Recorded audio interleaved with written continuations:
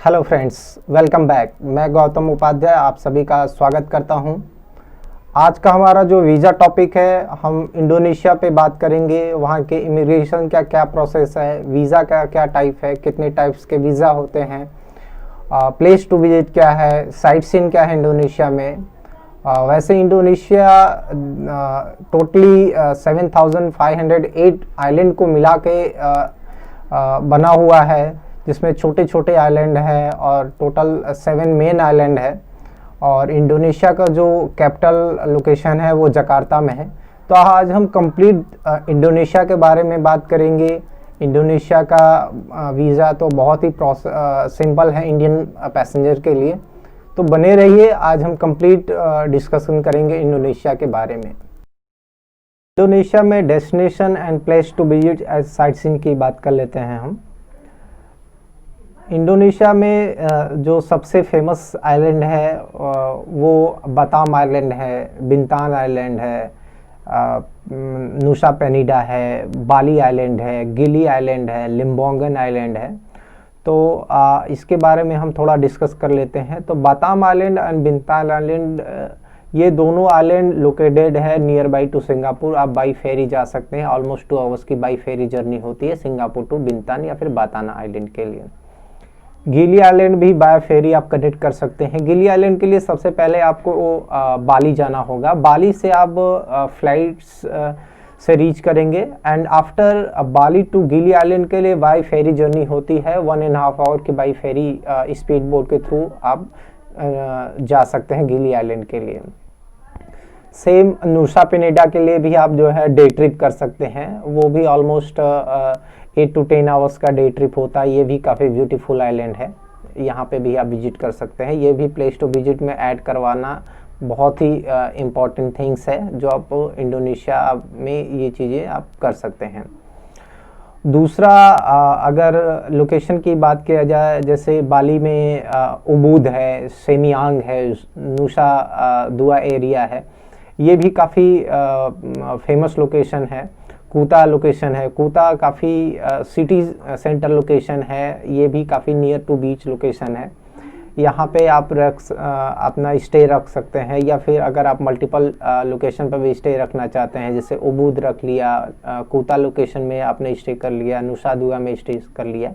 तो अगर आप ऑलमोस्ट 1 वीक या फिर 1 वीक एबव का प्लान बना रहे हैं, तो आप मल्टीपल लोकेशन पे भी स्टे के साथ प्लान आउट कर सकते हैं। और साइट सीन में बहुत सारे अट्रैक्टिव साइट सीन है। किंतामनी है, लाइव वोल्कानो का और ट्रैकिंग का आप वहाँ पे एक्टिविटी साइट सीन ऐड करा सकते हैं। हिस्टोरिकल प्लेसेस बहुत सारे हैं, वहाँ पे आप ऐड करवा सकते हैं। बीच लोकेशन है, वाटर स्पोर्ट्स एक्टिविटीज़ होता है, वाटर राफ्टिंग होता है, बहुत सारे अट्रैक्टिव साइट सीन है वहाँ पर। और सेमियांग में आप अगर पूल विला वगैरह अगर आप इंटरेस्टेड हैं, तो वहाँ पे आप पूल विला वगैरह में भी रह सकते हैं। 1 बेडरूम, 2 बेडरूम, 3 बेडरूम का पूल विला है। हनीमून्स के लिए प्लान कर सकते हैं वहाँ पे, तो आप बहुत ही कंफर्ट और सेपरेट आपको पूल विला वहाँ पे अवेलेबल होता है। तो ये जनरली जो लोकेशन है, डेस्टिनेशन है एंड प्लेस टू विजिट है, आप इसको ऐड करवा सकते हैं। अब बात कर लेते हैं कि इंडिया टू इंडोनेशिया या फिर बाली के लिए क्या फ़्लाइट्स की अवेलेबिलिटी है। जनरली इंडिया से जो भी फ़्लाइट्स है वो वाया फ़्लाइट्स अवेलेबल है, डायरेक्ट फ़्लाइट्स अवेलेबल नहीं है बाली के लिए। तो आप दिल्ली टू बाली के लिए फ़्लाइट्स अवेलेबल है, मुंबई से अवेलेबल है, सभी मेजर सिटीज़ से अवेलेबल है। अगर कोलकाता से जाना चाहते हैं इंडोनेशिया, तो वहाँ से भी फ़्लाइट्स अवेलेबल है। चेन्नई से फ़्लाइट्स अवेलेबल है, बेंगलुरु से फ़्लाइट्स अवेलेबल है। सभी इम्पॉर्टेंट सिटी जो इंडिया की हैं, वो सभी लोकेशन से आप इंडोनेशिया जाना चाहते हैं, या फिर जकार्ता है, बाली है, सभी लोकेशन से फ़्लाइट्स की अवेलेबिलिटी है। बट डायरेक्ट फ़्लाइट्स का ऑप्शन नहीं है इंडिया टू इंडोनेशिया के लिए। तो आपको वाया मलेशिया आप जा सकते हैं, वाया सिंगापुर आपकी फ़्लाइट्स होती है, या फिर वाया थाईलैंड फ़्लाइट्स होती है। अगर थाई एयरवेज लेते हैं तो वाया थाईलैंड आपकी फ़्लाइट होती है। मलेशियन एयरलाइंस है या फिर एयर एशिया है तो वाया मलेशिया फ़्लाइट्स आपकी होती है। अगर सिंगापुर एयरलाइंस है तो वाया सिंगापुर आपकी फ़्लाइट्स होती है। और अब बात कर लेते हैं, अगर सपोज़ आप वाया थाईलैंड जाते हैं या फिर वाया मलेशिया जाते हैं या फिर वाया सिंगापुर जाते हैं, तो आपको ट्रांजिट वीज़ा की रिक्वायरमेंट होती है उन तीनों कंट्री के लिए, चाहे थाईलैंड के लिए, मलेशिया के लिए, सिंगापुर के लिए। अगर आपका जो लेओवर है, ओवरलैंड आपका जो भी कंट्री पड़ता है, सपोज मलेशिया पड़ता है और आपकी फ़्लाइट्स की लेओवर 8 आवर्स टू बिलो है, सपोज आपकी फ़्लाइट्स का कनेक्टिविटी एक फ़्लाइट से दूसरी फ़्लाइट की कनेक्टिविटी 4 आवर्स की है, तो आपको लेओवर में ट्रांजिट वीज़ा की रिक्वायरमेंट नहीं है। जस्ट आप अपना वहाँ पे लैंड करेंगे और नेक्स्ट फ़्लाइट्स के लिए आप प्रोसीड करेंगे without the cross immigration. Malaysia का इमिग्रेशन क्रॉस करने से पहले ही आप नेक्स्ट फ़्लाइट्स के लिए प्रोसीड करेंगे।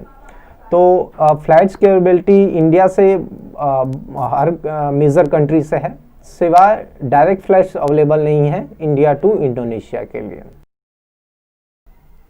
नेक्स्ट हमारा डिस्कशन टॉपिक है इंडोनेशिया में कितने टाइप्स ऑफ वीज़ा होते हैं। तो इंडोनेशिया का जो वीज़ा और इमिग्रेशन पॉलिसी है, प्रोसेस है, बहुत ही इजी है इंडियन पैसेंजर के लिए। तो ये टोटल 2 तरीके के वीज़ा प्रोवाइड कराते हैं इंडियन पैसेंजर को। पहला वीज़ा होता है इनका शॉर्ट टर्म वीज़ा होता है, जो कि इसकी रेंज होता है 30 से 60 डेज़ के पीरियड में होता है और मैक्सिमम 30 डेज़ आप स्टे कर सकते हैं। और ये वीज़ा सिंगल एंट्री के लिए परमिट होता है, चाहे आप टूरिस्ट पर्पस से हो या फिर फैमिली या फ्रेंड्स से आप विजिट करने जा रहे हैं, या फिर शॉर्ट टर्म बिजनेस पर्पस है या फिर विजिटर है, आप इंडोनेशिया में रीच किए हुए हैं, तो आपको शॉर्ट टर्म वीज़ा आपको पे आप जा सकते हैं। दूसरा वीज़ा होता है लॉन्ग टर्म वीज़ा होता है। ये वीज़ा जनरली स्टूडेंट के लिए होता है, एम्प्लॉई वहाँ पे हैं या फिर रेजिडेंस है आपका। तो इंडोनेशिया का जो लॉन्ग टर्म वीज़ा होता है इन ट्रेवलर के लिए होता है और इसकी भी वैलिडिटी मिनिमम जो स्टार्टिंग वैलिडिटी होती है वो 6 मंथ से होती है और ये कुछ सालों तक के लिए इसकी वैलिडिटी मिलती है अकॉर्डिंग टू आप जब भी प्रोसेस वीज़ा करवाते हैं। तो आपका जो भी डॉक्यूमेंटेशन है या फिर आप स्टूडेंट वीज़ा के अंडर प्रोसीड करवा रहे हैं, एम्प्लॉयमेंट के अंदर प्रोसीड करवा रहे हैं, रेजिडेंस है, तो उस पर्टिकुलर जब भी डॉक्यूमेंटेशन आप कराते हैं तो उस टाइम पे ये वीज़ा का जो भी नॉर्म्स है या वीज़ा की वैलिडिटी कब तक निर्धारित की जाती है वो स्टार्टेड होता है। बट मिनिमम 6 मंथ से कुछ सालों तक के लिए इसकी वैलिडिटी होती है और ये मल्टीपल टाइम के लिए भी आप यूजुअली आपको मिलता है कि आप मल्टीपल टाइम के लिए आप जा सकते हैं।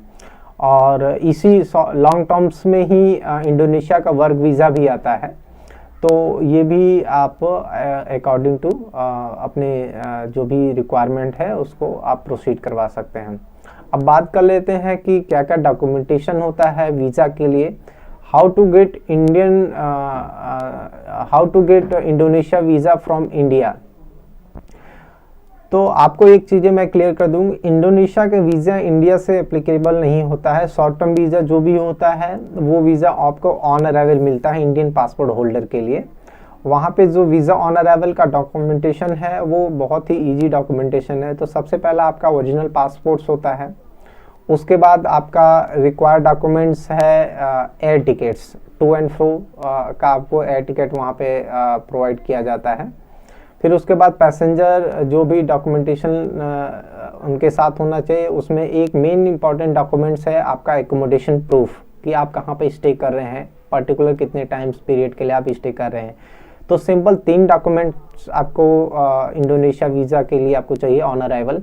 एक आपका पासपोर्ट्स, एक आपका रेसिडेंस या फिर एकोमोडेशन प्रूफ और आपका रिटर्न एयर टिकट्स। ये 3 डॉक्यूमेंट्स आपको वहाँ पे शो करना होता है on counter and then you get stamp visa on your passports. तो ये सिंपल डॉक्यूमेंटेशन होता है जिससे कि आप जो है कि दिखा के अपना इंडोनेशिया का शॉर्ट टर्म वीज़ा आप मिल सकता है।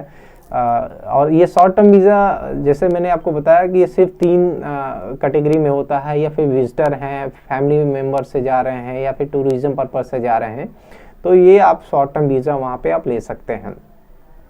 जनरली इंडियन पैसेंजर्स के लिए चाहे वो बिजनेस पर्पज़ से जा रहे हों या फिर वो टूरिज्म पर्पस से जा रहे हैं। इंडियन पैसेंजर के लिए वीज़ा अप्लीकेबल नहीं होता इंडियन के लिए, ये वीज़ा ऑन अराइवल होता है और सिंपल डॉक्यूमेंटेशन आप वहाँ पे शो करके ऑन काउंटर इंडोनेशिया का वीज़ा आप ले सकते हैं।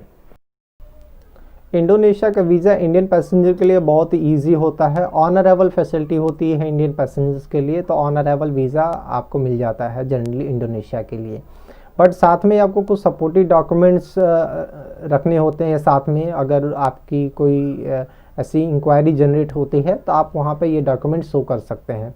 जैसे सपोज़ आप कोई एम्प्लॉयमेंट हैं और आपका ये ट्रिप बिजनेस ट्रिप है, तो आप वहाँ पे आपको कंपनी का जो फॉर्म है उससे आपको एक लेटर शो होता है, ट्रिप सर्टिफिकेट होता है, वो आपको दिखाना पड़ता है, या फिर अप्रूवल डिटेल आपको वहाँ पे दिखानी पड़ती है। अगर आप कोई सेल्फ एम्प्लॉयमेंट है तो आपका कंपनी का आपके फॉर्म का रजिस्ट्रेशन लाइसेंस होता है, या फिर आपका कोई प्राइवेट फॉर्म है, प्राइवेट लिमिटेड फॉर्म है तो एमओए सर्टिफिकेट होता है, वो आपको दिखाना पड़ता है, या फिर आपका कोई पार्टनर शिप फॉर्म है तो आपको पार्टनर की डीड वहाँ पे दिखानी पड़ती है। साथ में आपका बैंक स्टेटमेंट होता है और आपका लास्ट 6 मंथ का जो बैंक स्टेटमेंट है उसकी भी आपको कॉपी वहाँ पे शो करनी होती है। जो भी सपोज़ आपका बैंक डिटेल है उस बैंक पे आपको स्टैंप और सील होना चाहिए उस कंपनी का, और कंपनी का इनकम टैक्स या फिर आईटीआर की डिटेल होती है लास्ट 3 ईयर्स की। अगर सपोज़ आप कोई लॉन्ग टर्म वीज़ा का एप्लीकेशन सबमिट करवाते हैं बिजनेस ट्रिप के लिए या फिर कोई अदर पर्पस के लिए या फिर वर्क वीज़ा के लिए। अगर आप रिटायरमेंट हैं तो आपको रिटायरमेंट की प्रूफ आपको दिखाना पड़ता है। अगर आप स्टूडेंट वीज़ा के अंतर्गत अपनी वीज़ा सबमिशन इमिग्रेशन सबमिशन करवा रहे हैं तो आपको स्कूल की सर्टिफिकेट्स, आपका आईडी कार्ड, ये भी एक्स्ट्रा डॉक्यूमेंटेशन सपोर्टिव डॉक्यूमेंट्स में आपको रखना पड़ता है। और अगर आप ट्रिप पे जा रहे हैं, टूरिज़्म पर्पज़ से जा रहे हैं, आपके साथ माइनर है तो माइनर के साथ अगर उनका पेरेंट्स नहीं जा रहे हैं तो पेरेंट्स का एनओसी सर्टिफिकेट्स वगैरह भी आपको वहाँ पे शो करना होता है, दिखाना होता है। तो ये सिंपल सपोर्टिव डॉक्यूमेंट्स होते हैं जो उसको आपको ध्यान में रखना होता है।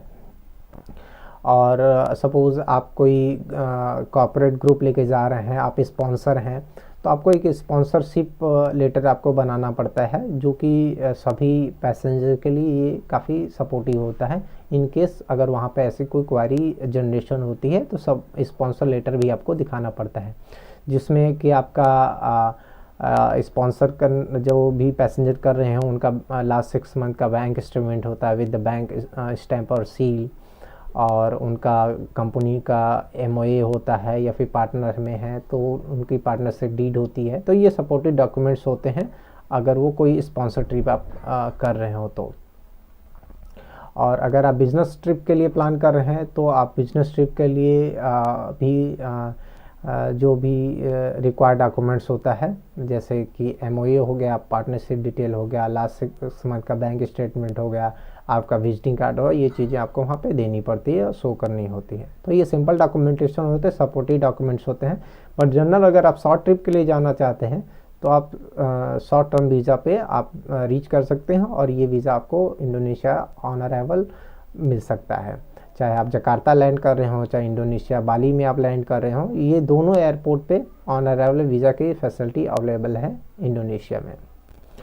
तो आई होप ये वीडियो आपके लिए काफ़ी यूज़फुल रहा।